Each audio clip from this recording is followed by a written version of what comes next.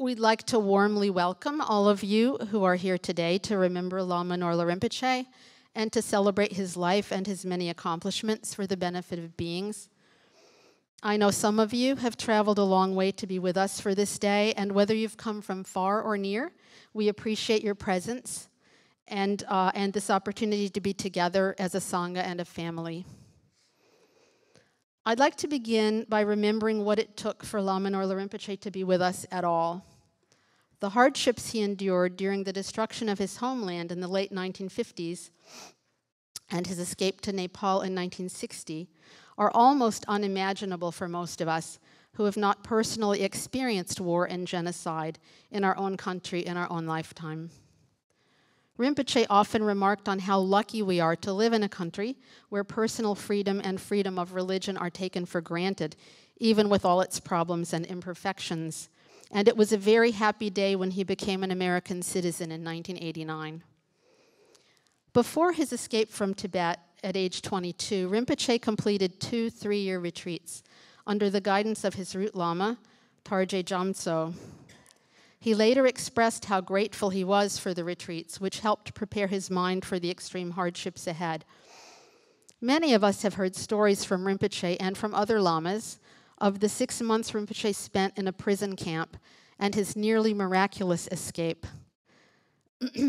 He had already had to part from his elderly root Lama, who had advised him when the armies arrived in Nangchen to flee with his family to a region of Tibet that had not been invaded yet.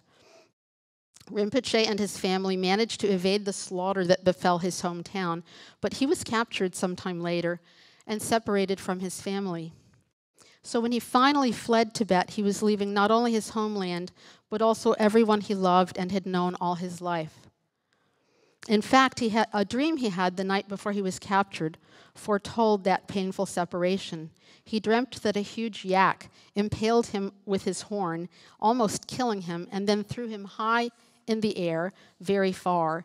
He landed in a strange place in some other country with peaked roofs. He knew he was no longer in Tibet, and he knew that he was all alone. During their captivity, the lamas endured severe abuse, such as hard labor with meager food, being forced to use the same pot for cooking and toilet needs, and being trampled by guards wearing military boots when they were lying down.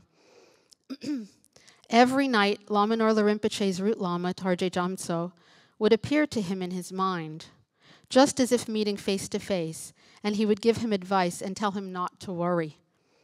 That is when Rinpoche realized that he was never separate from his Lama. Rinpoche was always looking for a chance to escape and had slowly and cautiously come to trust 4 other lamas who wanted to join him, including Lama Namse Rinpoche, whom some of you may have met. To prepare for their escape, Rinpoche began hiding a small amount of his sparse portion of tsampa, or roasted ground barley, every day. He had found a discarded pair of pants, cut off the legs, and sewn them into the long sleeves of his traditional chuba coat, creating 2 secret compartments to stash away sustenance for the journey. The prisoners were subjected to daily searches, but luckily this cache of food was never discovered. Each of the other lamas would also manage to smuggle something out to contribute. On the night of their escape, Rinpoche had a dream that his Lama told him that the time had come and they must go right now.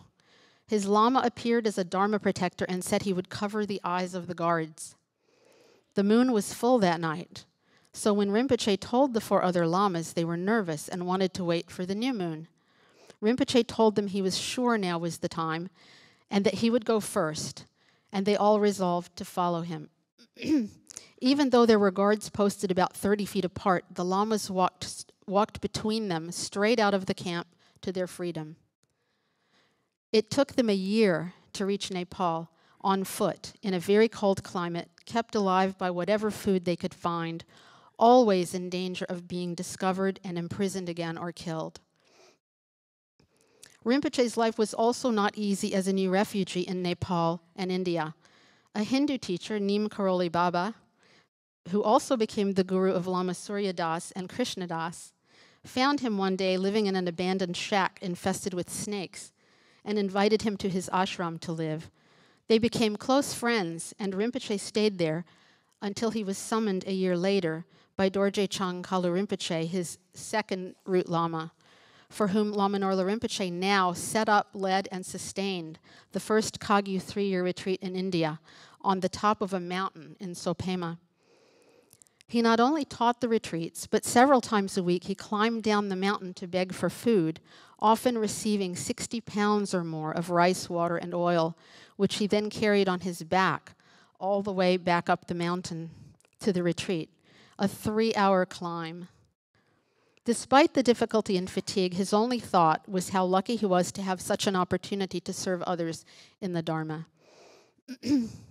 In 1976, Kalu Rinpoche and His Holiness the 16th Karmapa asked Lama Norlha Rinpoche to travel to New York City to direct the center Kalu Rinpoche had founded there 2 years earlier, Kagyu Dzamling Kunchap. He had, of course, never encountered an airplane before, and he said he recited a lot of mantras, certain that it would crash, because what could possibly hold this heavy iron bird up in the sky for such a long journey? When he arrived in New York City at the age of 38, he had no money and spoke no English. He knew very little about the West and had never been in such an urban environment before. And the students who greeted him also had little money, few material resources, and not much experience with the kinds of practical skills needed to construct buildings, sew brocades, and do all the other things that had to be done to fulfill Rinpoche's vision. From this beginning, over the next 40 years, exactly half of his life, he would build a pioneering Tibetan Buddhist monastery in the West and establish the first 3-year retreat program in the Americas, which is still going strong in its 9th cycle 36 years later. He would also fulfill Kalu Rinpoche's wish for an enlightenment stupa to be built here. I vividly remember the obstacles to that accomplishment, beginning with endless planning board and zoning board meetings in the mid-1990s, with many questions about this strange, proposed, tall Buddhist concrete memorial. It took several years just to obtain approval for the construction of the stupa, but Rinpoche was never daunted, and the stupa was finally completed in 2003. His last great accomplishment also took years to complete. He was absolutely determined to get the Maitreya Center built as an offering to Guru Vajradhara Chamgun Kenting Tai Situpa, Situ Rinpoche, under whose care we are now very fortunate to be. He overcame every obstacle and every hesitation on the part of his students and brought the Maitreya Center to final fruition just in time for KTC to host the 2016 North American Kagyu Munlam, a traditional 5-day Kagyu prayer festival attended by hundreds of people, which brought immeasurable blessings to our corner of New York and to the United States and to the world. We tried to convince Rinpoche that it would be more feasible to wait until 2018, the next time it would be hosted in the US. But with his vast vision, he knew better and insisted we must be ready by July 2016. And once again, he made it so. During the 1990s and 2000s, he also established 20 or more Dharma centers affiliated with KTC from Maine to Peru, working with interested students to create environments where the Kagyu Dharma could be shared and flourish under his personal guidance. He traveled to teach at these centers as often as he could throughout the 1990s and 2000s, to Bard College, to Richmond, Virginia, to Boston, to Florida, to Washington, D.C., to New Hampshire, to Maine, to Tennessee, to North Carolina, to Peru, until he finally became too ill to travel in recent years. He also engaged in a great deal of Dharma activity on his home continent of Asia, including several trips back to Tibet, where in the 1990s he established many schools and medical clinics in remote areas of his native Nangchen. He also rebuilt Korche Monastery, where he had trained and which was destroyed in the invasion of Tibet, and established a monastery for nuns at the holy site of Kalarongo, where he also founded the first monastic college for women who traditionally had few opportunities for Dharma practice in Tibet. He took students on pilgrimages to India and Nepal several times and made many visits to Hong Kong, Taiwan, and China. Rinpoche always seemed happiest when he was engaged in manual labor. always working alongside his students, harder than anyone, to construct buildings, chop wood, haul rocks, and so forth. He was particularly joyful when he managed to get his hands on a jackhammer as we dug out basements under the 2 retreat houses before the 4th retreat. He also loved to visit ShopRite to select the best ingredients for cooking, which he did often and with great enthusiasm. He always made sure to visit the seafood section to bless the live lobsters while he was there. His dal and momos were legendary, and many a Western student got their first taste of bitter melon at Rinpoche's hands. Through Lama Norlha Rinpoche, we were extremely fortunate to meet many great teachers of the Kagyu and other Tibetan lineages, the 16th and 17th Jalwang Karmapas, Dorje Changkala Rinpoche, of course, Chomgon Taisita Rinpoche, Jomgon Kongtrul III, whose untimely death in 1992 was such a tragedy, Jaltsap Rinpoche, Khenpo Sultram Jamso Rinpoche, Sangje Tenzin Rinpoche, Minja Rinpoche, His Holiness Sakya Trichen Rinpoche, Dingo Chense Rinpoche, and others. His Holiness the Dalai Lama visited KTC twice, in 1982 and 1997. Actually, I think that was in 1984 and 1997. Aside from these visits, Rinpoche rarely had other Tibetans to talk with, and even more rarely other lamas.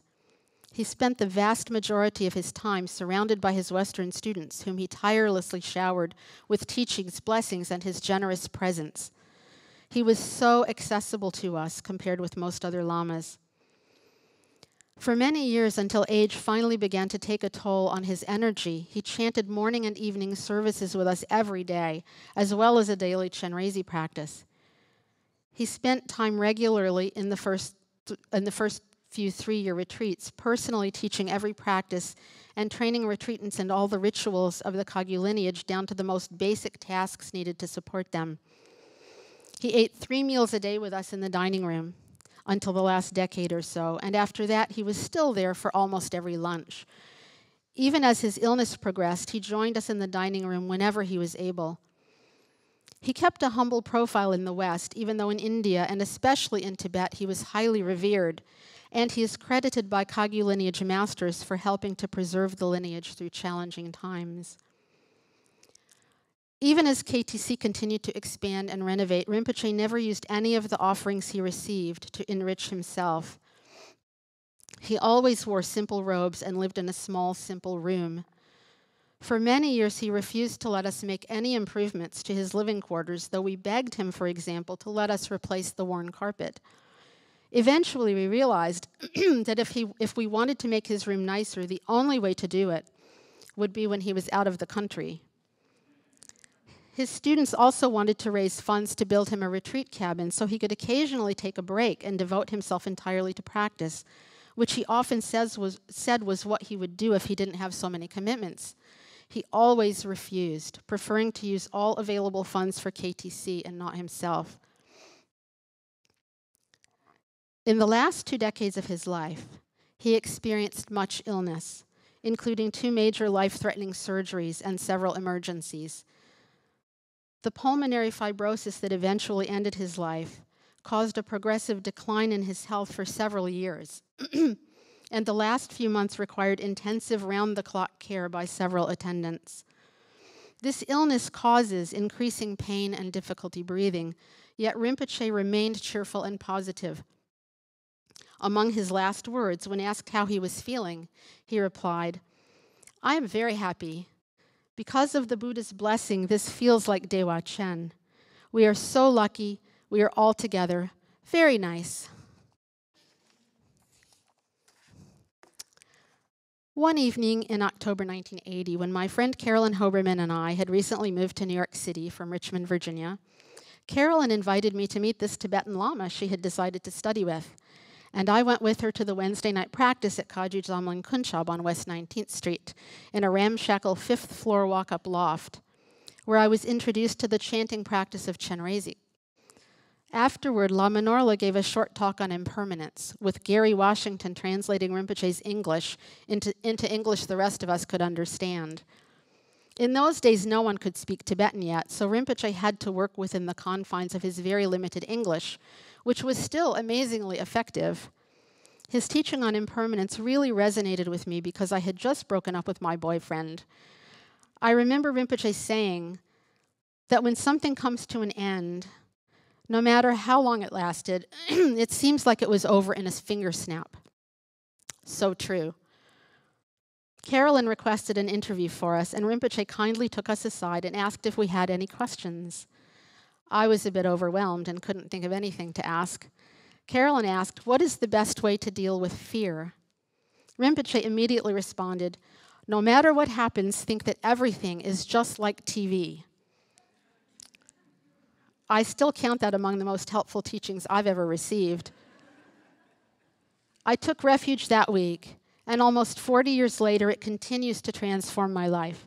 I will never forget Lama Norlha Rinpoche's kindness to me, and I hope to meet him again and again until finally I can begin to approximate his vast kindness, compassion, generosity, and realization. In closing, Lama Norlha Rinpoche's second root Lama, Dorje Chankala Rinpoche, gave a teaching shortly before his own parinirvana in 1989 called "The Lama's Mind is Like the Sky." He said, "The essence of the Lama or Buddha is emptiness, their nature clarity, their appearance the play of unimpeded awareness. Apart from that, they have no real material form, shape, or color whatsoever, like the empty luminosity of space." When we know them to be like that, we can develop faith, merge our minds with theirs, and let our minds rest peacefully. This attitude and practice are extremely important. I have to get my other piece of paper.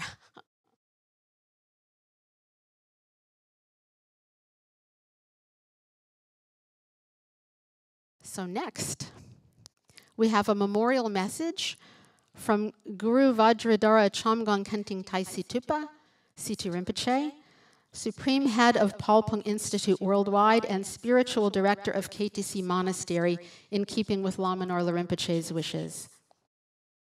Shakji Jabu Shabla Chantallo.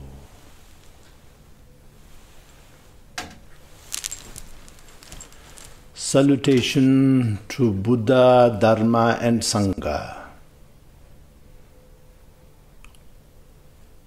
All of you gathered there for the memorial service of Venerable Lama Norlha. He,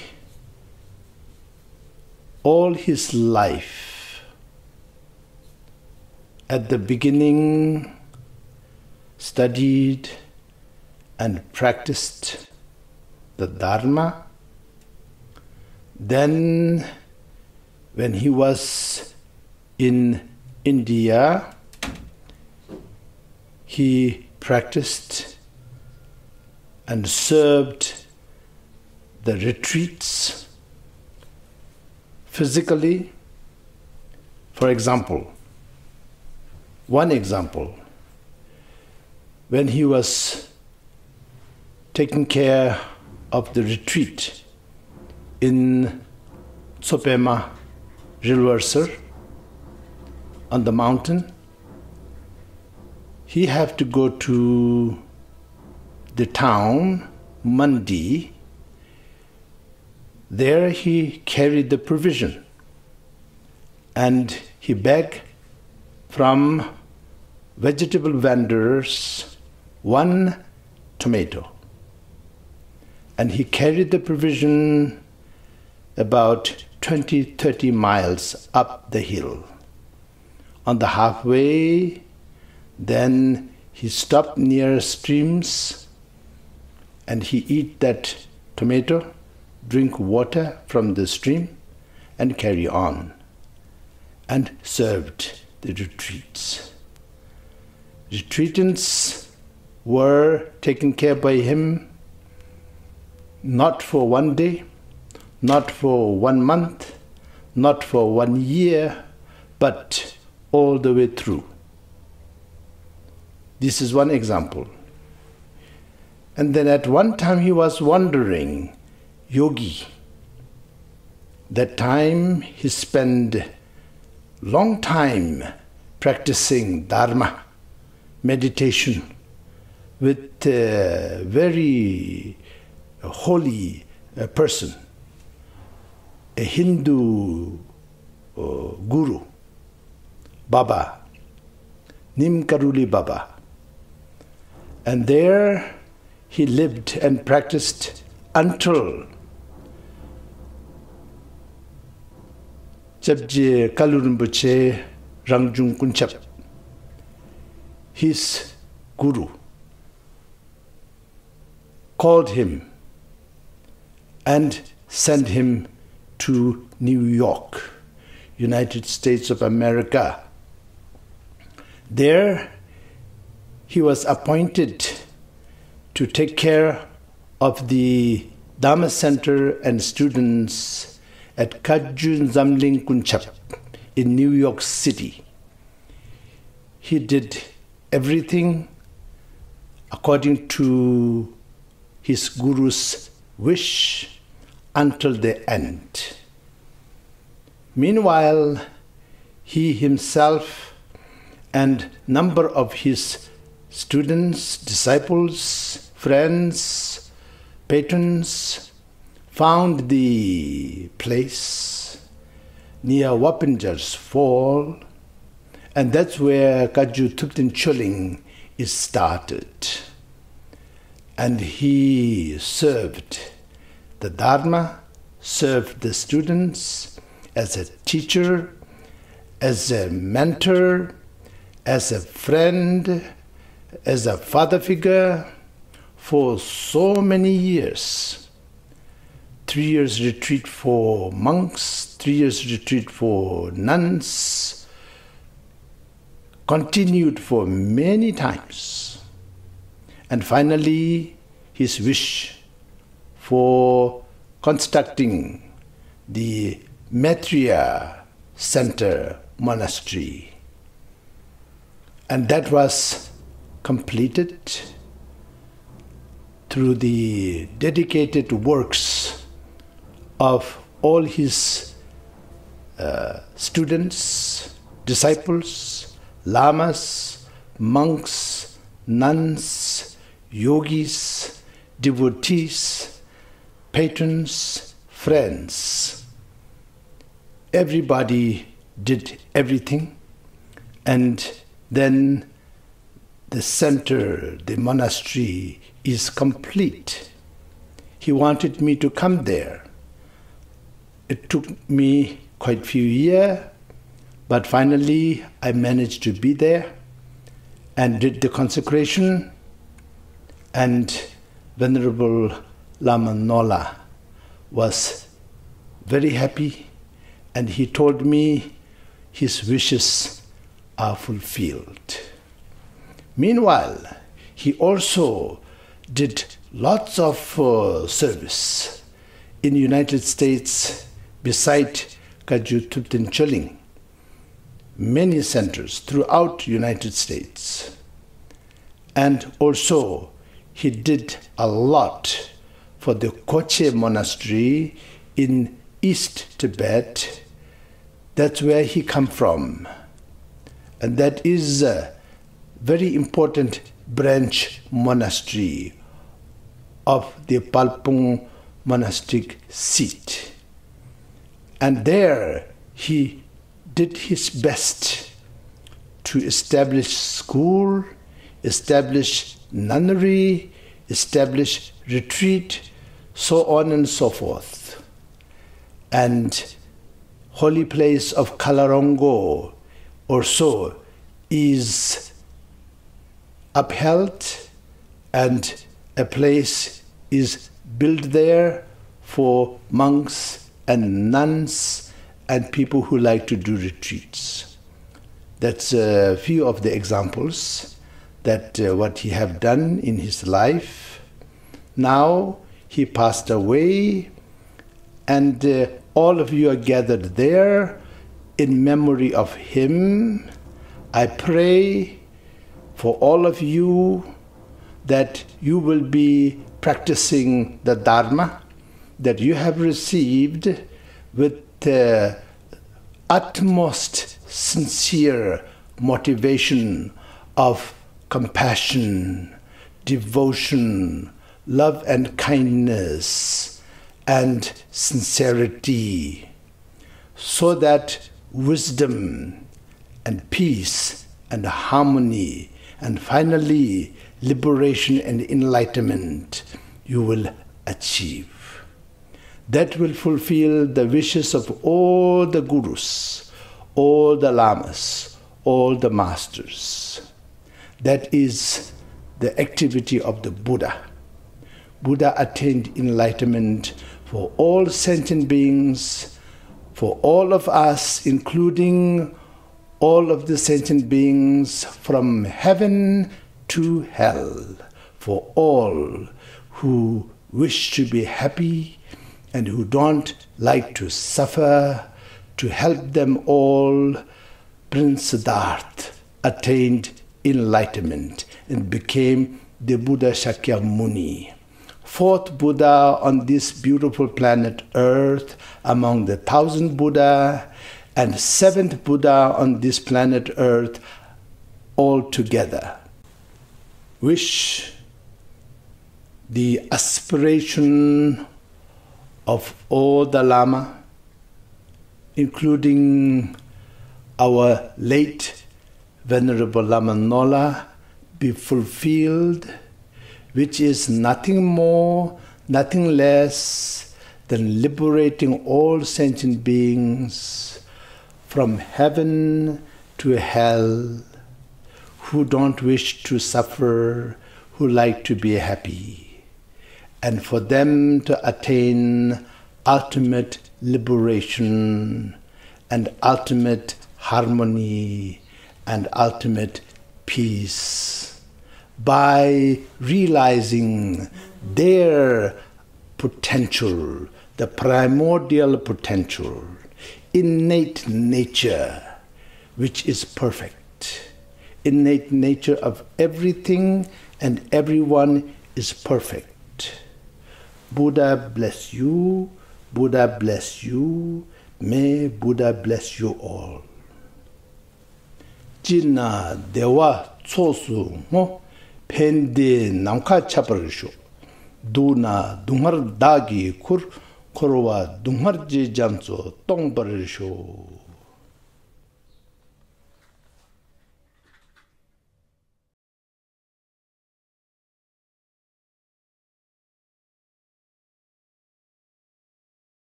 So next, several Sangha members and others with close connections to Lama Norlha Rinpoche have been invited to briefly share remembrances with all of us.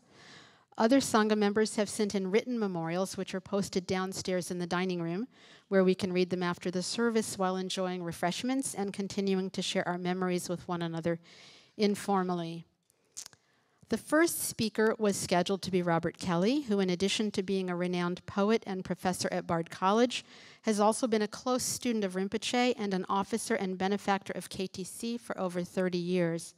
Unfortunately, Robert is not able to be with us today, but he wrote a remembrance that will be read by Lama Samzang, who has been Rinpoche's primary attendant since she completed the fourth three-year retreat at KTC in 1999. Lama Samzang?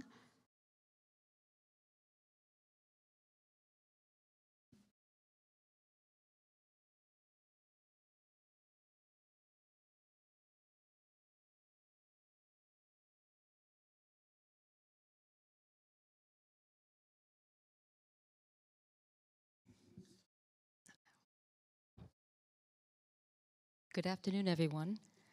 Robert Kelly sends his apologies. He's sorry he couldn't make it today, and he asked if I would read what he had planned to read himself, which of course I'm very happy to do. Lama Norlha Rinpoche was the wisest, kindest, finest teacher I have ever known. I call him teacher, but he was more than that to me and so many. It would be presumptuous to call him a friend, yet I feel he was the best friend I've ever had. For 36 years, he guided me with patience and clarity, not just in Dharma practice, but in life. Extraordinary how many of his students were guided almost wordlessly by him into honest and rewarding careers in education, medicine, business, literature, the arts. His blessing was heartwarming and efficacious. His presence was generous, his accessibility astonishing. He was always there. I first saw him at a huge empowerment in New York given by Dorje Chang Kala Rinpoche.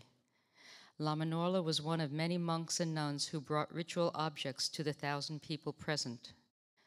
I was struck by this one small Lama who, just in a few seconds of blessing a devotee with the Vajra, seemed to manifest a simple, strong connection, as if he knew everyone. I asked and was told his name, which meant nothing to me then.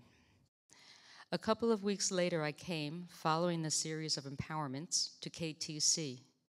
I must have gotten the time wrong. I drove into an empty parking lot, got out of the car, and there at my elbow stood that very Lama. "Come, drink tea," he said.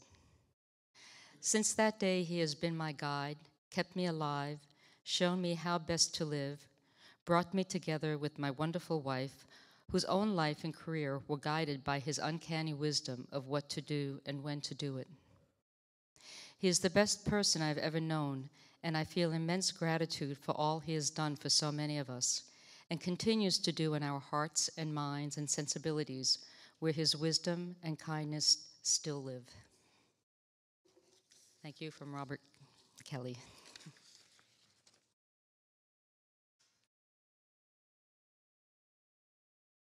Next up is Earl Davis.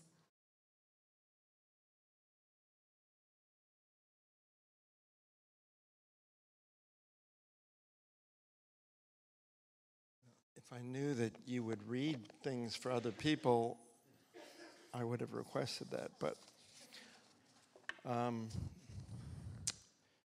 didn't know I was going to read this when I wrote it, so bear with me. I first met Lama Norlha the evening when he arrived in New York City in 1976. At some point during the next few days, I took him up to the top of the World Trade Center to show him the lay of his new land. My first impression of him was one of surprise that he didn't seem remotely impressed by the sight of New York City from the top of the tallest building in the world. Rather, I saw his mala going full speed and imagined that he was primarily focused on sending compassion. In the months that followed, after initial attempts to teach him better English, I and most of the folks associated with the early 19th Street KTC loft began learning to speak Norlish. After immediately taking charge of leading our small group in Kala Rinpoche's prescribed introductory practices, Lama Norlha began to initiate a gradual upgrading of the rustic accommodations. Although he commanded immediate respect and reverence as a teacher, I felt increasingly comfortable with him as a normal person. His habit of touching heads, warmly holding hands, and joking around conveyed a feeling of equal status and friendship that deflected any projections. One of my earliest memories of actually having just plain fun with him was going out at night with a couple of friends from the center and introducing Lama Norlha to the wonderful world of dumpster diving in what was still a factory neighborhood. He loved it. We spent many a night dragging free building materials, furniture, and treasures back to the loft, sometimes in the undependable elevator, but often as not up the stairs. Other early memories include how the same elevator could be counted upon to quite predictably break down whenever an important Rinpoche came to the loft. I still recall last-minute panics surrounding visits by Kala Rinpoche, Dejam Rinpoche, Karmapa, and having to watch with chagrin as they each had to climb 5 flights of stairs, along with their retinues. During one of those visits, Lama Norlha had been operating the elevator by himself, which made all of us kind of nervous. And he missed the 5th floor landing on his way up, and the car got stuck at the very top of the shaft. We suddenly had to drop our last-minute preparations for whichever Rinpoche was imminently expected and direct our attention to rescuing Lama Norlha from the elevator car by unscrewing or somehow breaking the bars at the top of the shaft and pulling him up onto the roof. Much fun was had by all. My friend Lydia reminds me of the time that His Holiness the Dalai Lama got stranded in the basement in this manner and had to walk up the stairs laughing all the way. Another time, I was called upon by Lama to take Kala Rinpoche and his young nephew to Ringling Brothers Circus at Madison Square Garden, along with the older and much heavier Dejim Rinpoche and his trickster brother, Dr. Kunsak Nima, who was always joking around. Everything seemed to be going fine until I watched in horror as Lama Norlha, Kala Rinpoche, Dr. Nima, all started trying to assist Dejim Rinpoche to step onto the down escalator with his bad leg. For a second, it looked like they were all going to tumble down together in a tangled ball of broken Tibetan bones. But Lama somehow summoned superhuman strength to keep them all erect. And it was the source of much merriment and laughter for all, and was enlightening for me to see these high Rinpoches laugh like children. Other memories surround Lama Norlha's extended summer residency in Woodstock and a visit there by Kala Rinpoche. At that time, Lama discovered that the hotel on top of the road up Overlook Mountain was for sale, and discussions began about buying it for Karmapa to build a monastery. During this period, I'd moved up near Woodstock to be out of the city and closer to the action, and I'd taken a job working as the cleanup man and goat milker at Magic Mommy Brownie Bakery. For some reason, Lama found this lowly job particularly funny, and over the years that followed, he was fond of reminding me and teasing me about my Magic Mommy association. He enjoyed making fun of me. Lama's jests were always done with loving affection, and although I gradually came to feel like a failure as a Buddhist practitioner, his jokes at my expense always sustained my feeling of deep connection. Once, while at his adopted mother Amala's house in Sonada, he began pressing me to try to better understand why I didn't like to meditate or practice. I told him, in all honesty, that I was never able to visualize myself as Chenrezig, and that in comparison to this image of perfection, I felt like a piece of shit. Lama laughed so hard he almost fell off the balcony. While I don't recall when he may have first invoked the phrase, it may as well have been this time that he told me that I was so stupid. Indeed, it became one of his fondest terms of endearment for me. And whenever such occasions were elicited from him to say it, it always felt like a warm and intimate expression of his affection. As many of the original members of the center dropped away and newer, more serious students arrived and took things to a whole other level, I somehow managed to maintain my connection with Lama Norlha, not so much as a student, but as a friend. In 1986, he invited me to accompany him when he took his first group of 3-year retreatants to India on pilgrimage. I think it was 86. I agreed to go along as a non-practicing tourist. This was the trip where we went to visit Kala Rinpoche's monastery in Sonada and stayed at Amala's house. On the way up the mountains, Lama spontaneously stopped the van we were in, leaped out, and disappeared. Before we knew it, he returned with a goat in tow that he had seen about to be slaughtered, and he bought it to present as a gift to Amala. Lama Dechi asked, "What are we going to name it?" Without hesitation, he said, "Earl." or as he pronounced my name, Oral. I was honored. Traveling with Lama during this pilgrimage was a source of constant pleasure and amusement, no matter how good or bad things were going.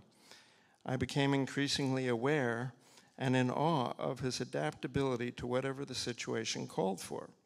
From being a hard-nosed negotiator in a rug merchant shop in Benares, or looking hardcore serious, waiting against a brick wall to change thousands of American dollars into Indian rupees on the Kathmandu black market where he could get a better exchange rate, to humbly treating every police officer, border guard, and customs official that we encountered like they were Rajas. One moment he was a teacher and pilgrimage guide, the next he was a selfless servant to the highest Rinpoches. At some point in the winter of 1987, Lama Norlha brought Amala to visit New York City and asked me if we could bring her up to my recently rebuilt, off-the-grid cottage in the middle of the woods. I said, of course. Having recently installed solar panels with batteries and a backup generator, I was unpleasantly surprised, however, to discover that the batteries were completely dead and the backup generator wouldn't charge them. No lights, no water, no problem, was Lama's response. Amala treated my fiancée, Suzanne, like a daughter as we spent the evening making momos by oil lamps and candles in front of the fireplace. The next morning it snowed, and Lama enthusiastically went out down through the woods to the old spring to fetch water with big buckets. He came back with water splashing all over him, smiling like a little boy, and reported to me that he hadn't felt at home like this since he left Tibet. He was happy and full of joy. Water.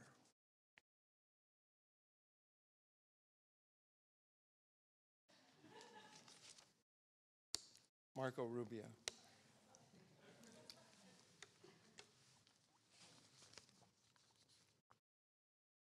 Soon after that, Lama was preparing to take the second group of 3 retreatants to India and asked if I wanted to go again. I asked if he might be able to arrange for Kala Rinpoche to perform a Tibetan wedding for me and Suzanne. No problem, he said. On our way there, however, the crowded airplane that we were taking to Patna landed in Benares at night, and we found ourselves stranded on the runway for a long time. Finally, the pilot announced that it was too foggy to land at Patna, and so we would be flying to Calcutta instead. I pointed out that this extra flight might cause us a big delay, and Lama agreed, and we somehow managed to get the pilot to allow all 20 of us to disembark and unload our baggage in the middle of the runway. There we found ourselves stranded in the night at this tiny airport with nobody around until suddenly this luxury bus from Indian Airlines appeared without notice and took us all the way to a luxury hotel in Benares, free of charge. No problem. Of course, the next day's 18-hour bus ride from hell, from Benares to Bodh Gaya along a pothole-infested road in 100-plus degree heat without air conditioning, more than compensated for our night of pleasure. It's instant karma. Upon finally arriving, Lama somehow managed to arrange for Kala Rinpoche to actually marry us in front of the Bodhi tree. Both Lama and Amala oversaw the off-the-cuff following ceremonies that included lighting of candles, being covered with katas, handing out money to the longest line of beggars I'd ever seen, and a great feast of momos at the end. When Suzanne and I departed to take a little honeymoon trip to Kathmandu, Lama Norlha escorted us to Patna train station in the very early morning.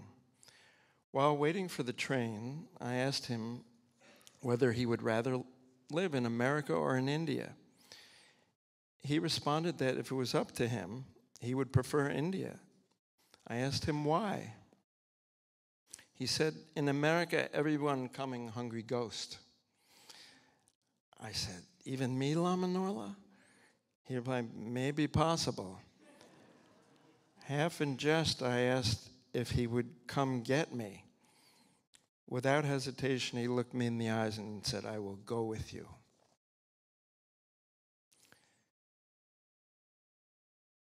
At some point during the next year, Lama turned to me one day and asked, "What you do? You know monk, you know have children, what you do?" It was the first time the thought of having a child actually entered my mind. Within that year, Suzanne was pregnant.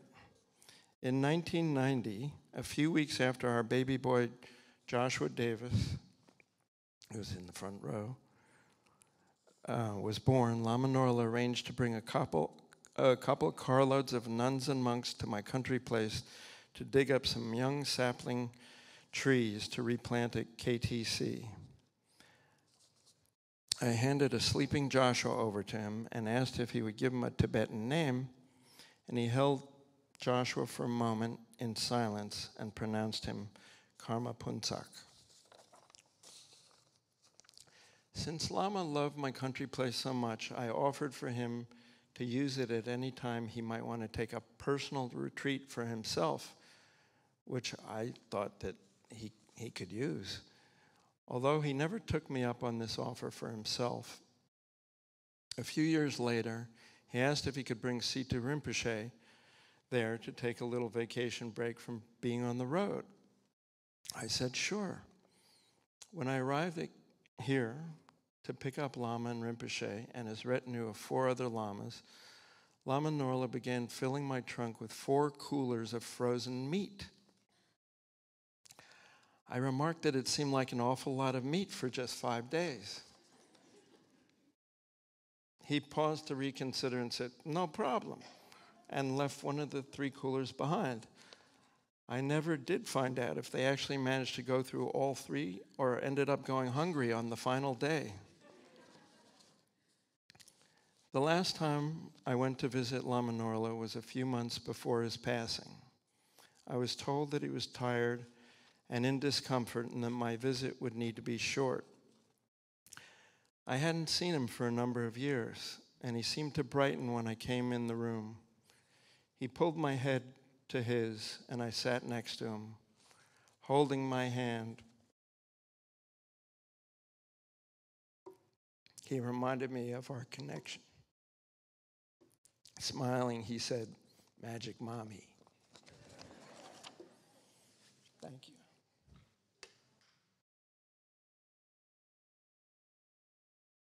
Thank you, Earl Davis. Next up is Deidre Rudiger.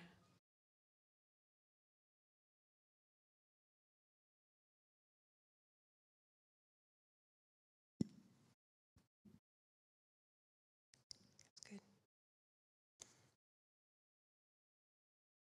Hi, everybody. I'm from the Key West group. It's Kaju Jerme Gatsal Choling. When I asked our Sangha in Key West if they would like me to say something from them about Rinpoche, we all felt speechless. What words are there to describe the depth and scope of our relationship? The words came immediately, however, to Anais, our youngest member at 9 years old. She said that she liked Rinpoche a lot. He was the most kind and loving person. He was special, and she believed he could make enough space in his heart for everyone in the whole world. He's my leader, she said, someone you follow through example.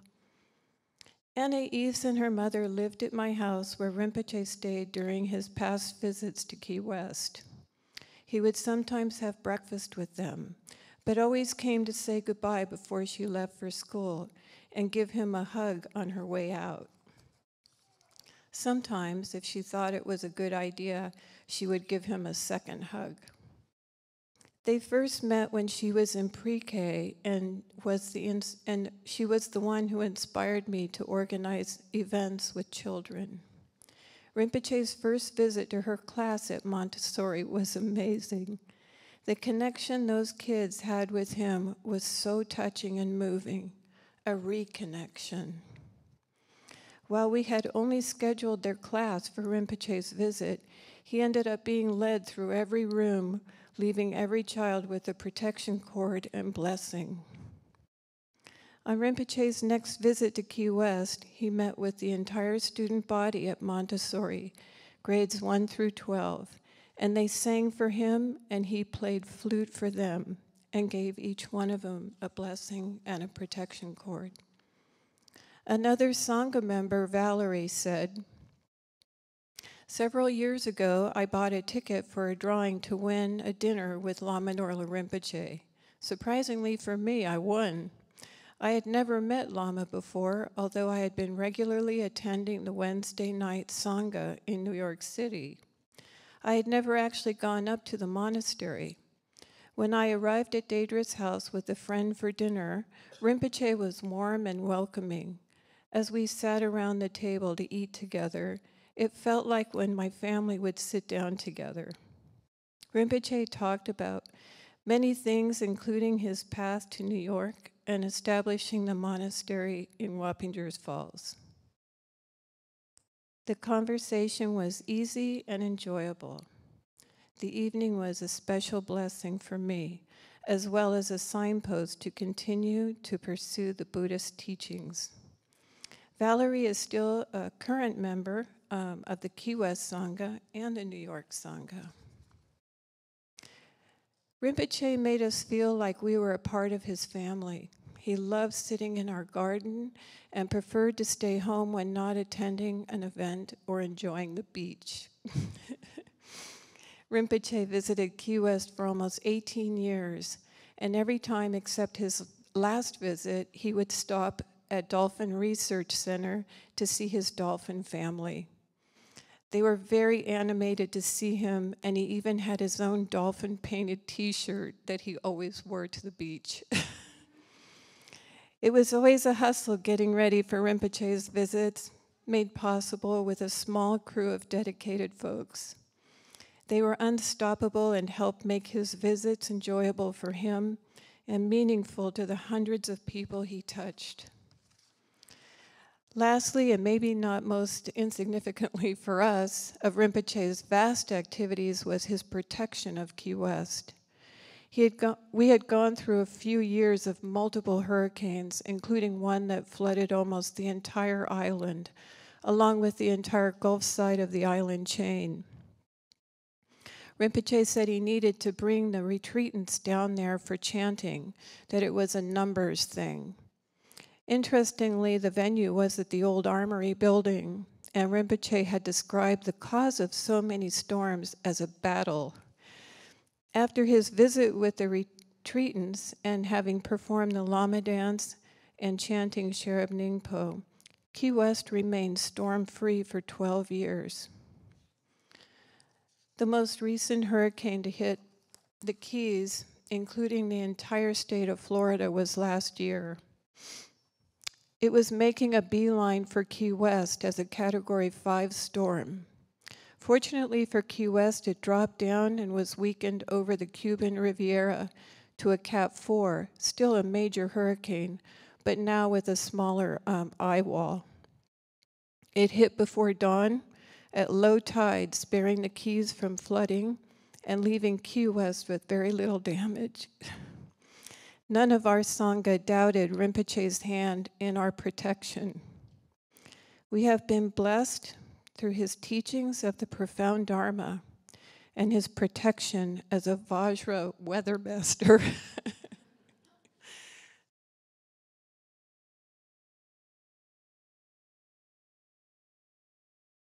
Thank you, Deidre. Next up is Andy Yale.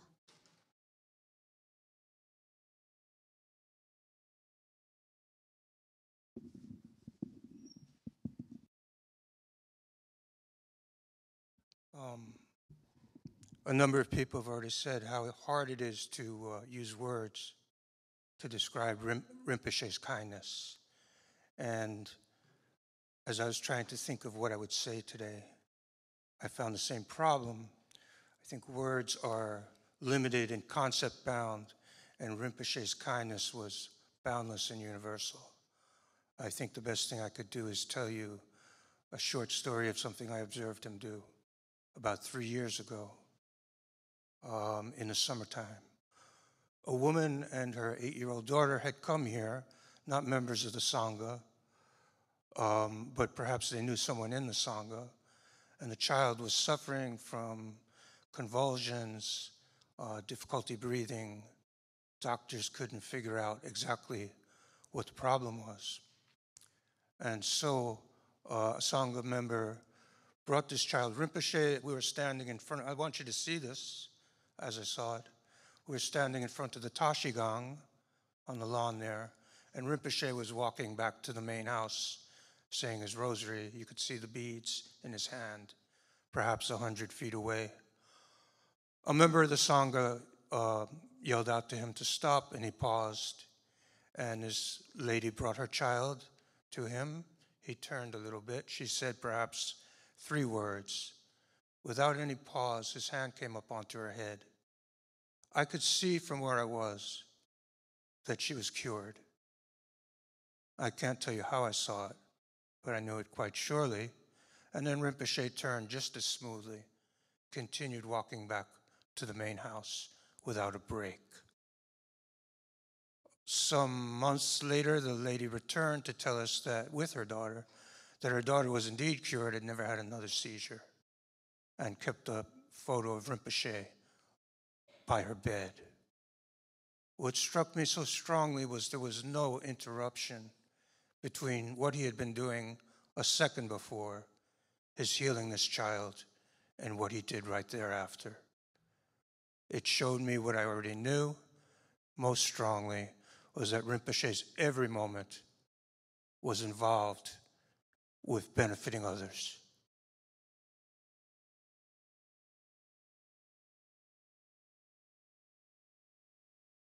Thank you, Andy.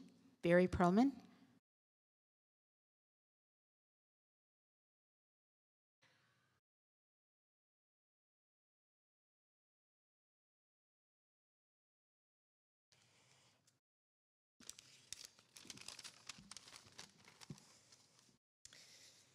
I was asked if I would share a memory from my trip to Tibet with Rinpoche in 2004 when he asked me to join him to make a film about his homeland. They also asked me to be brief. So as anybody who has traveled with Rinpoche knows, it's impossible to think of one story from your travel, and it's even more impossible to be brief, but here we go. This is one of my first memories after jet lag of our trip into Tibet. We had flown from New York to Beijing and then into Sining, which is in Amdo, and then needed to make our way completely across the Tibetan plateau to Kham into Nangchen. That was a 30-hour, very bumpy ride in a series of jeeps that anywhere else in the world would have been taken off the road 10 years ago.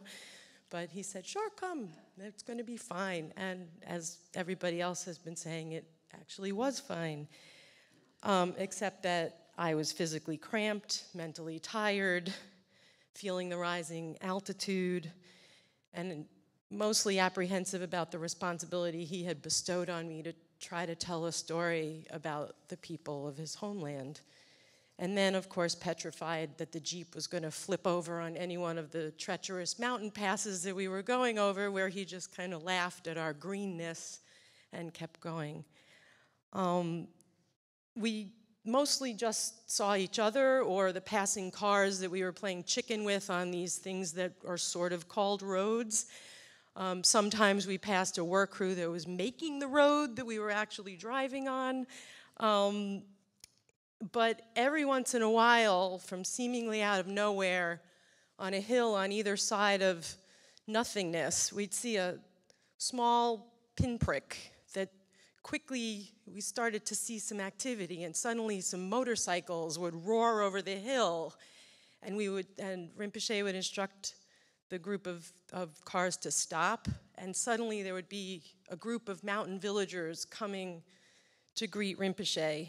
in their own ancient system of summoning each other from nowhere.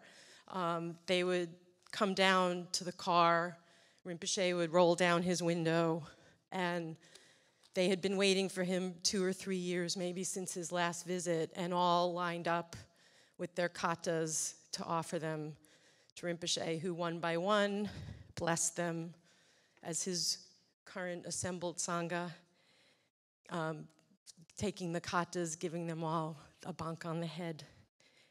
The devotion of these villagers who had waited years for Rinpoche to drive by for just a few minutes, and the kindness of him to sit and bless each one, cut through my irritation, my anxiety, my discomfort, my boredom. And I just felt grateful that I got to spend 30 hours in an old Jeep on a treacherous road with my Lama. Judice.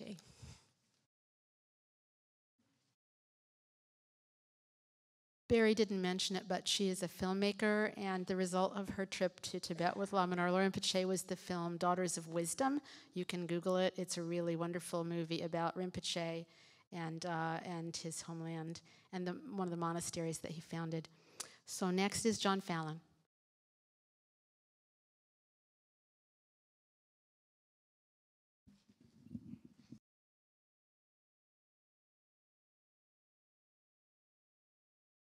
It's been very inspiring hearing all these stories, and I have a short one to share with everybody.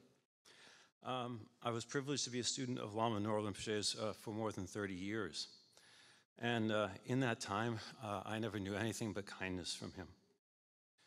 Perhaps the hardest thing about composing this remembrance as I sat and tried to put it together was that in trying to sift through all the years' worth of adventures and teachings and journeys and other interactions that I was privileged to experience with him, to try and find something brief enough, but sufficient to summarize what he meant to me and what I hope I learned from him over all these years.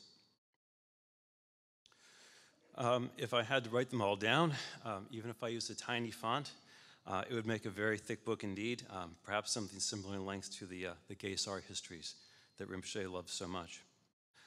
In the end, there was one brief story which I think sums up the way I'll always think of Rinpoche's kindness, and which I hope will always remember as an example to follow.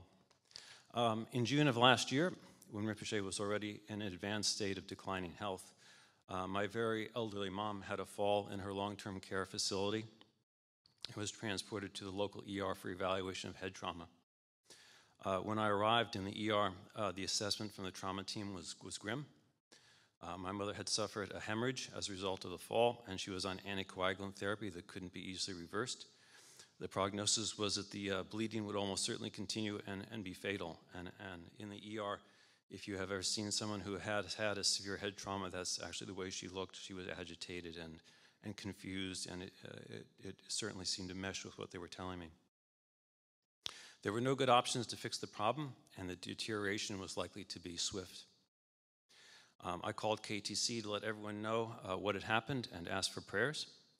And it never occurred to me that Rinpoche would come to the hospital to visit her. At that point, he already required oxygen and was only capable of walking very short distances with some difficulty, and most of the time to go anywhere, he needed the use of a wheelchair. But despite his ill health, within a short period of time, Rinpoche appeared in the ICU in his wheelchair to visit my mom. Samsung told me that as soon as he got the news, he had instructed her to get the car and drive him to the hospital. He recited prayers for my mom and gave her a blessing, and she was very happy to see him. From that point onward, her course changed dramatically. She was calm, she was happy, she denied that she had any pain, and she rested very comfortably. A CT scan of the brain a few hours later showed that the bleeding had progressed only a tiny amount since the first scan, and the doctors were surprised and, for the first time, optimistic that her prognosis might change. Overnight, she did well, and the next CT scan showed the bleeding had stabilized. Within another 2 days or so, she was well enough to be discharged back to the long-term care facility. Really, her course while in the hospital was a little short of miraculous, and my personal belief has always been that it was due to Rinpoche's activity.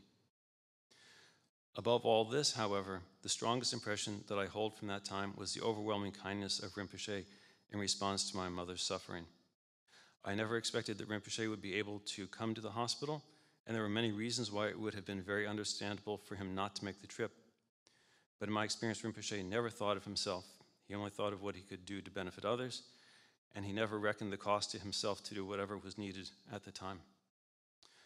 Again and again over the years, I saw Rinpoche exert himself in this way to benefit others, often in times where he himself was unwell or burdened by crushing obligations.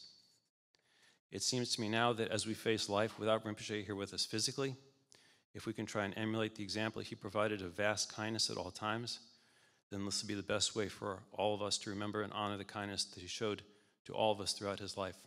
Thank you very much.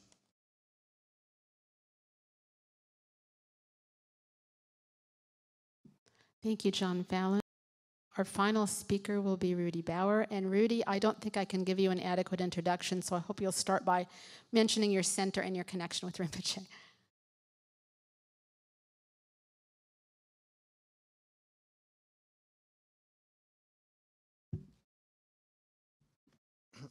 Thank you.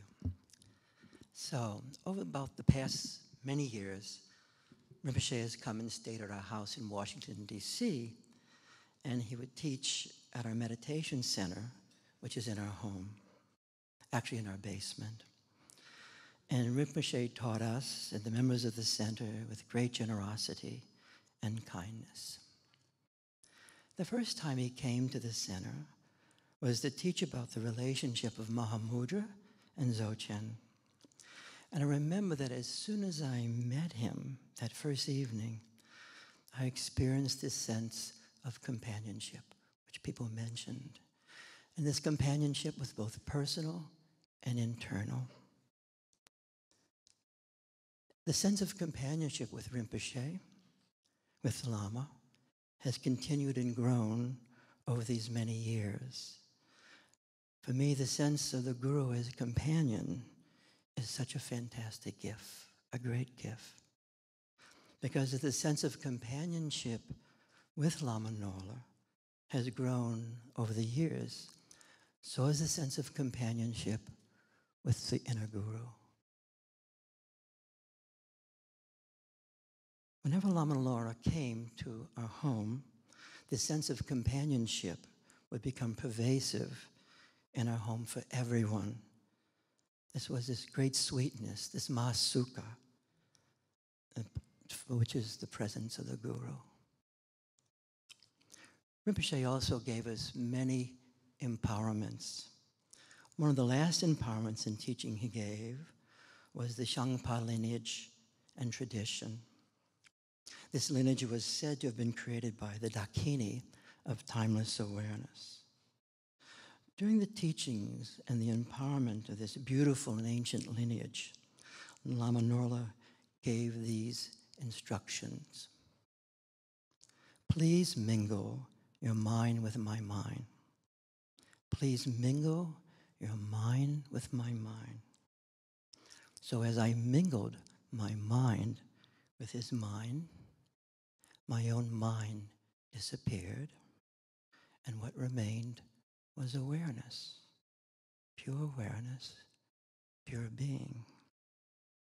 And even today, when I practice these instructions to mingle my mind with Lama Norlha's mind, the experience reawakens and reoccurs. For me, this practice of Guru Yoga is not contained by time, not contained by place, and not even contained by Rinpoche's death. It really is timeless awareness. And this is the power of our Guru's transmission.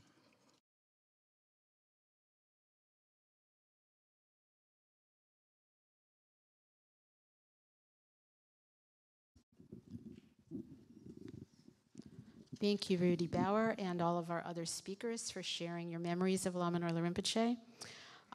Next, we have a very special video of Lama Norlha Rinpoche's life, presented by Lama Jamdren, Lama Norlha Rinpoche's translator and secretary. She spent many hours over the last few weeks searching through KTC's video archives and assembling the best vignettes to share with us today. And I also wanted to mention KTC's longtime video consultant, Silvio, assisted with the technical aspects of putting it together and achieving the best possible audio and video quality. First planning for the memorial service, we thought we would show a nice video of Lama Norlha Rinpoche chanting Chenrezi and that we would all chant along. But a stray click inside our video archives opened footage of him releasing fish at our local lake with the Sangha, followed by a trip to the Indian grocery for tea and mango lassi. His personality just burst off the screen. It was so moving and obvious that the video should be about Lama Norlha as a person. So what we have here is not a life story or a complete survey of his activity, because there are so many things left out. And also the project was limited by the amount of footage we happen to have. So it is an assortment of highlights that I hope will hint at the depth of his devotion, determination, compassion, and sheer joyfulness. I should mention that all of the chanting and flute playing in the background music is by Lama Norlha Rinpoche, and that much of the footage is old, and a lot of the audio was recorded on cassette tapes. And many thanks to Silvio Facin for his technical assistance that immensely improved the video, and to Temple Lekshe for translation help.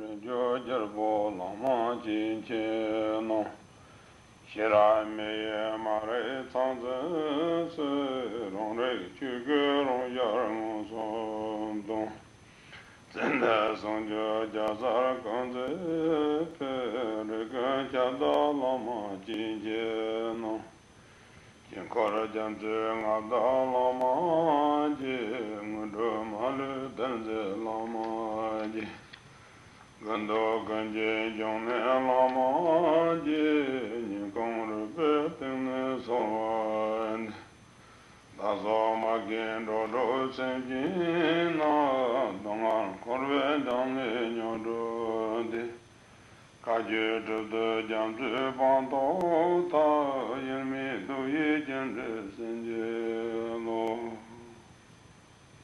di pasini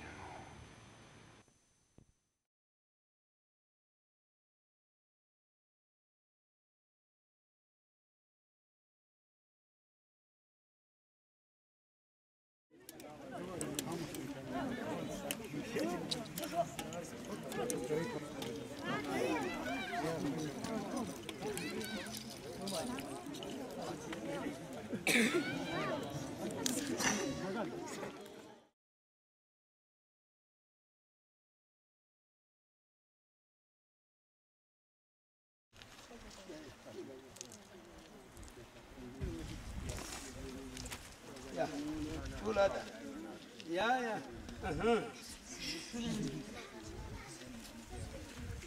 Yeah, chulada. Yeah. Chula mudale. Chop. Jonga sama dosa.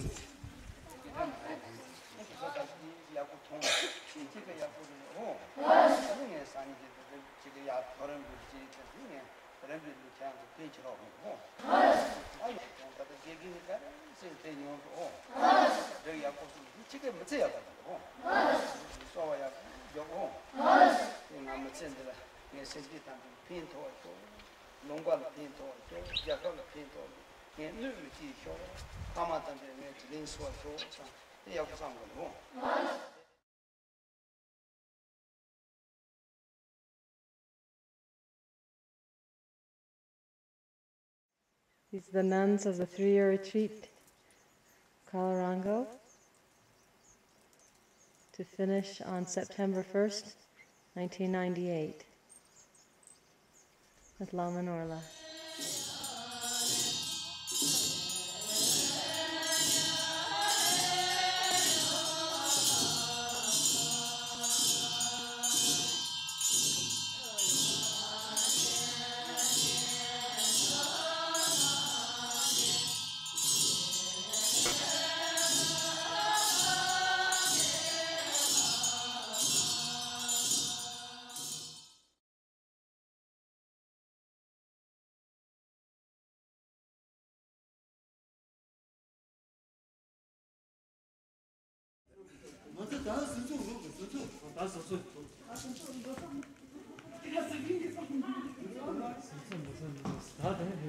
Oh, plus, oh, not carry it.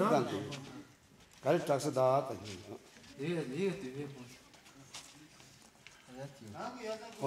Oh,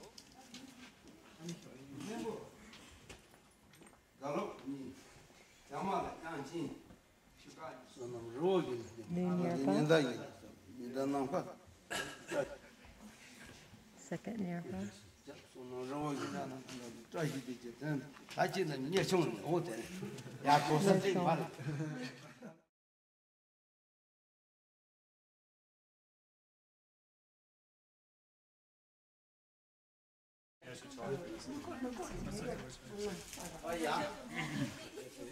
Here we are at Kalarango, and this is the anti-tubercular medicine assembly line. We have a couple of workstations set up in the annex. We'll be filling medicine. We'll be weighing on a balance to make sure that the proper amount of medicine is in each capsule. We hope that they'll get the hang of this fairly quickly. And then once we have finished all the rifampin dosages that we need to treat our patients here in Nanchen, we're going to be moving on to the pyrazinamide and to the INH. And Lama Norlha has been directing us here and been extraordinarily helpful. Okay, are they?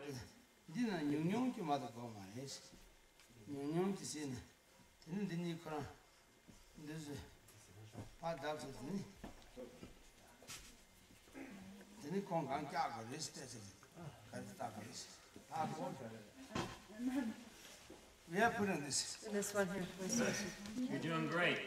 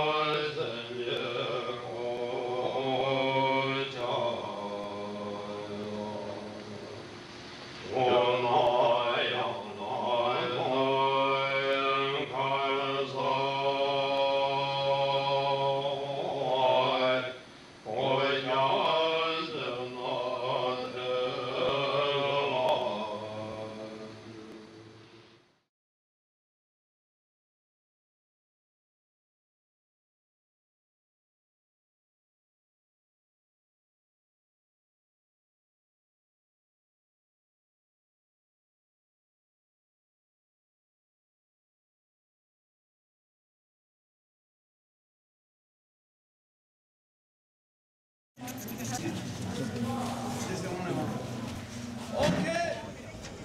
And he's trying to prepare.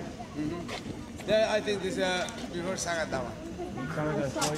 I think Suzurum was Wow. Sagatawa is next one. May. Yes. Then Rosa New Year is the first. Okay, oh, sorry. Take it.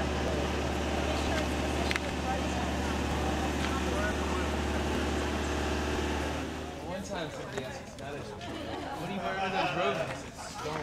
It's stone. Stone.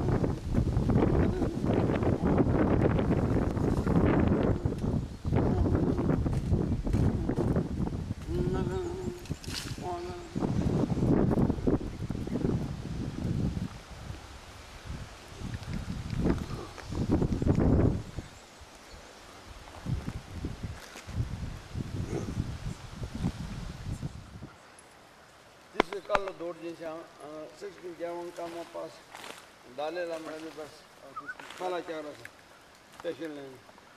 Bless you.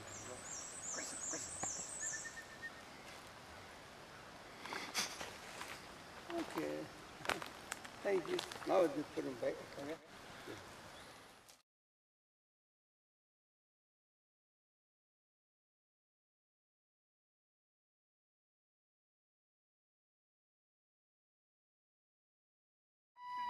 All over the world, people come from all over the world just to have this.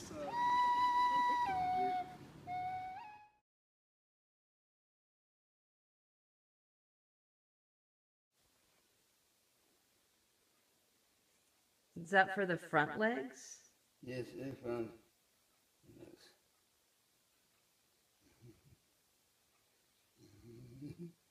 Everybody laughing. He's very shy. Who's very shy? The dog? You this her and dog see. Okay.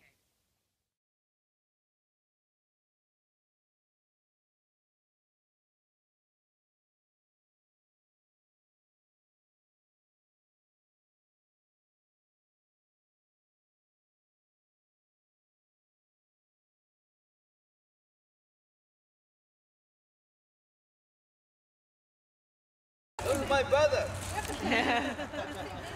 Chairs on the dock. The police give blessing.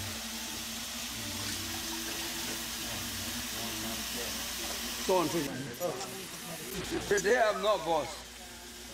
Today I'm work person. Oh.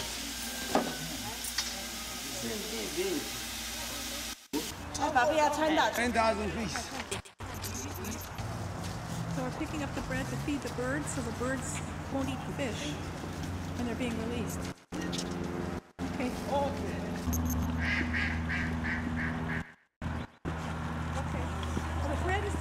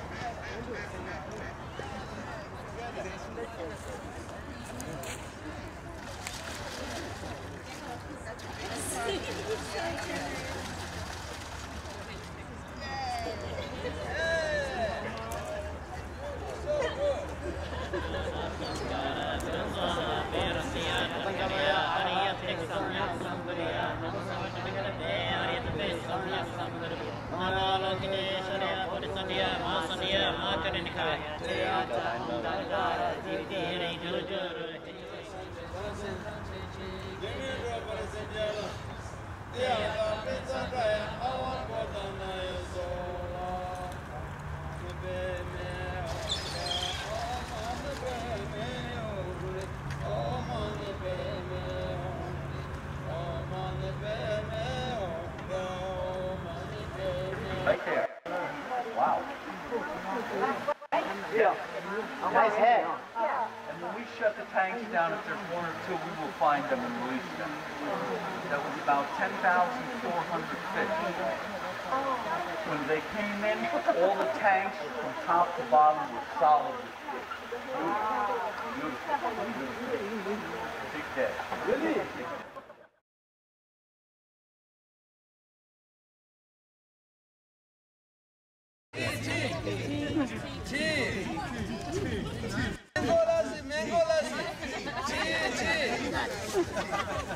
What is that? Lassie's over here, tea's there. Mango lassi. Mango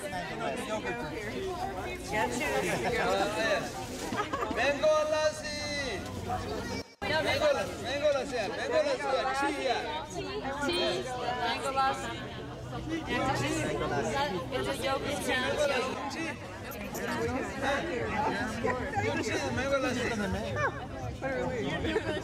Okay, get on this side. One Lama Chupa, one Depa, one Shala. Just the lassi. Let's do another one. That's a new lassi.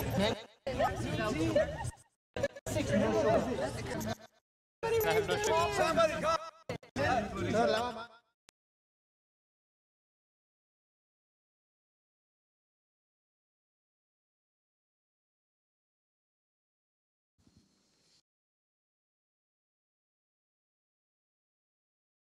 Okay, we just have a couple of more activities coming up. Right now, we're going to chant the practice of Chenrezi together. Everybody has their Chenrezi Pecha. It's a short version of Chenrezi. Most of you know, the practice of Chenrezi, the Bodhisattva of compassion, with its iconic mantra Om Mani Padme Hung, is the foundational practice given to us by Dorje Changkalu Rinpoche on his first visits to the West. It has always been an important daily practice at KTC, as well as the main practice at KTC's affiliated centers. Rinpoche once said that nothing made him happier than his students practicing the Dharma together for the benefit of beings. We thought it would be appropriate for all of us together to chant an abbreviated version of Chenrezi in Rinpoche's memory, led by our own Tempa Lekshe, Lama Norlha Rinpoche's devoted attendant and nephew, who joined our community in 2005 and instantly became everyone's best friend and brother. When not at Rinpoche's side, he has always been working hard to take care of KTC. We invited him to speak today, but he preferred to just lead the chanting. So thank you, Tempa Lekshe.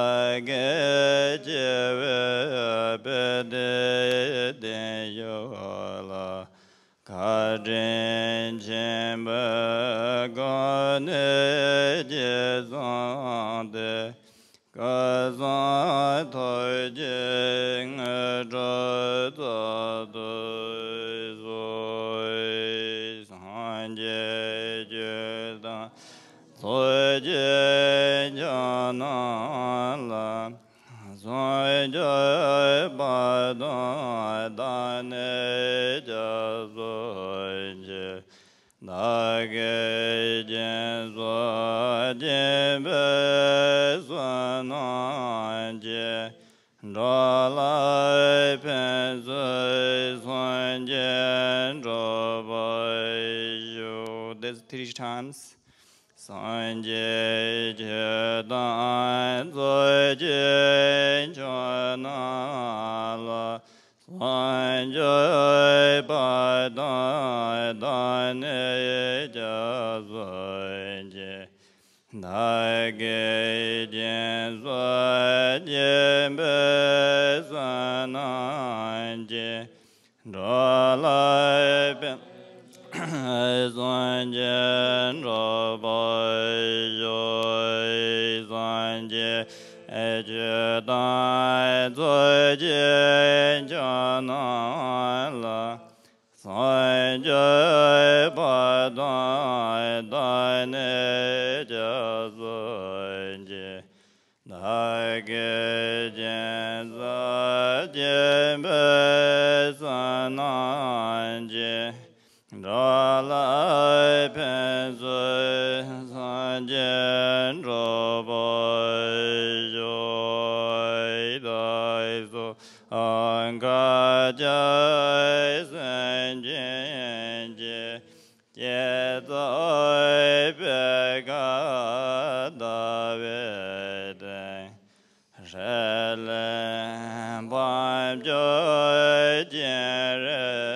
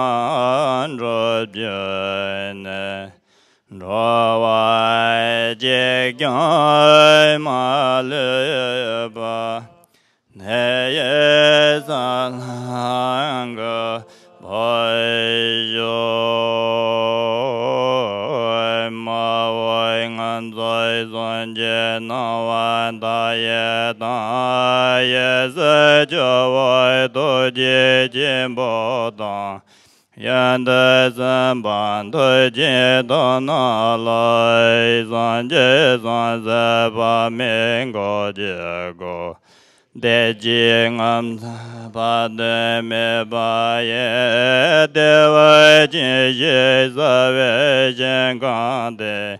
Da yin de ne zhen be jur ma da je wa yin je ba man je ba ra. Non doi jan de ge da ge ma lai da ban de. So je zan je zan ze dan je je ge min zha ba zan je ye la de zo. Te ya da ben dan zhe awa da na ye zo. Oi de je do je ngo lai da rai ba de zai ja ve de je karma ba ya ze je ba je be zen zan de gar ba be de ya de Kong za zong zong wei zong wa la de za zhe be ning ba ze ba. Bon da lok be den na dam jin. Ya jie je wa da we jie jie jie. Gong re ra we gor we yin gong zi pen dai de wa ma lun jiang wen. Jie re zeng den zi jam zo ye ya be zeng de pa da den jue jie. Oi be me jia za den dan zhou wen ge ma oi zong jie jie za ma ba ba. Ba ye se de be ma den ye jie ya be den jie zhen zhi jie jue jie da ye ga jue den be jam zhen zhen pa noi dun da de za gong be se. La jie do ge jian ben nan jie ye ben zhe zi den den la ma zo wan de. Qiao dai de ma nge zhe za dui zui. San nan de ye dam jie zi ba ni. Ta na ni be ye zhan nan ba zi ne. Jie gan nam jie ba lai zhou ba ye. Se ben za le yan zhou wa zhou jiang ba. Ba wei jie dai jin ba dang. Gan de zong bo de ya de yin de. And gan jie jie zi da lo jin. Ge wa de dai tam jie rab doi ngoi ge wa an de ye jie wei ye gan. San na ye ye do do ne. San na ye le zang wa. Tam bai gen ye do bai yo. Zan jie ge zan nye be san la dan. Qian ye man bie ye den be san la dan. Gan de me zan de be san la jie. Ye dai nga wai ma la zhou ba yo.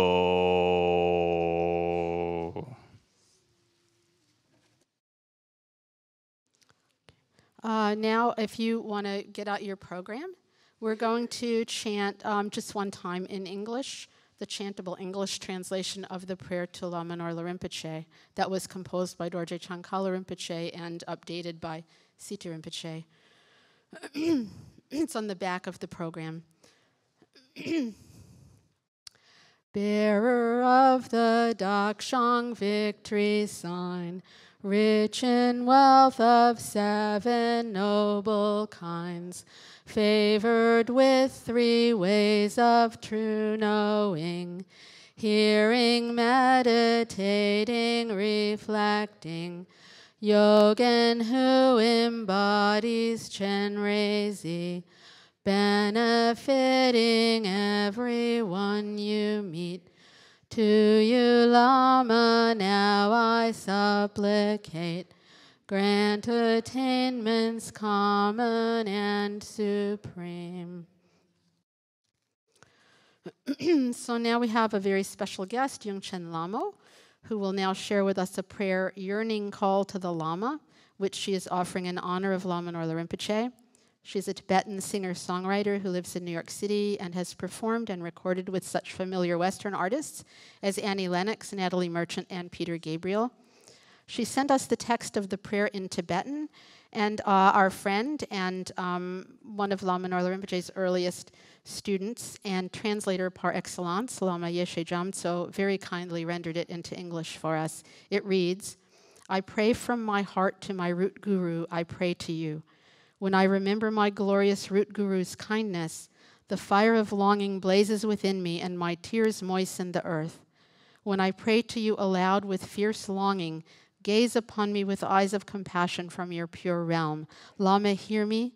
Lama, hear me. Lama, Root Lama Norlha, hear me.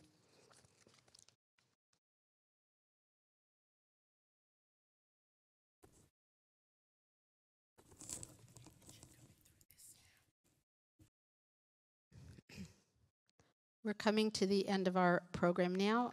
This is the last time I will speak to you from the podium. I just lost my prop.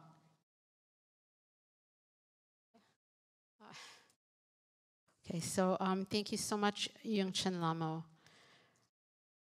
I'm now going to give instructions for 2 ceremonial activities for everyone to participate in to end the service, plus various options for what to do afterward. So please listen closely, and you can also watch the person in front of you and do as they do.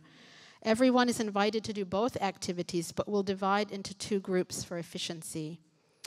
Those of you on the left side of the room, nearest the stupa, are invited, not at this moment, but when I finish speaking, to line up to offer a kata to Lama Norlha Rinpoche's shrine, where his urn resides. If you did not yet pick up a kata to offer, there are more available as you pass through the line, I think. Is anyone doing that? Or there are katas in the foyer, so you can... we'll have katas to distribute if you didn't already get one.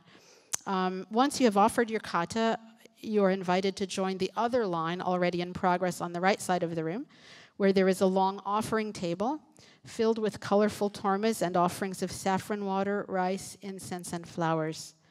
Lama Norlha Rinpoche always encouraged us to accumulate merit by making abundant offerings. So today each of us has the opportunity to honor Rinpoche's memory by participating in these traditional offerings. Those of you on the right side of the room will begin with the offerings and then move to the kata line. Those of you on the left side will begin with the katas and then move to the offering line. For the offerings, and that's why I need my prop, for the offerings, the custom is to dip a length of kusha grass, represented by my pencil, into the water container on the shrine and sprinkle the water on the offerings, as you have probably seen Chopins do at the KTC shrine many times. The idea is to keep the line moving, so you'll pick up the kusha grass, dip it in the water, and sprinkle the offerings as you pass. During this process, you can visualize the sky filled with limitless offerings to the Buddhas, Bodhisattvas, Lamas, and all enlightened beings, which these offerings represent. After you finish both ceremonies, you are then invited, if you wish, to go to the Marmekang, the butter lamp house, and help light butter lamps. Lama Dechen will be there to assist everyone. There will also be an ongoing reception downstairs in the Maitreya Center dining room with refreshments and written memories posted from some of our Sangha members. As your program indicates, you are also welcome to circumambulate the stupa or walk around the grounds after the service, and everyone is also invited to stay for dinner at 6 p.m. You are welcome to keep the program photo and Shinrezi text. If anyone does not wish to keep theirs, please put it back on the table in the lobby in case someone else needs an extra one. So now, those on the left side of the room can line up to offer a kata to Rinpoche's shrine, and those on the right can line up to bless the offerings. And after you've done both things, you can then light butter lamps in the butter lamp house, circumambulate the stupa, or go directly to the reception downstairs. Thanks to all of you for coming today. We hope to see you again soon. And thank you, Lama Norlha Rinpoche.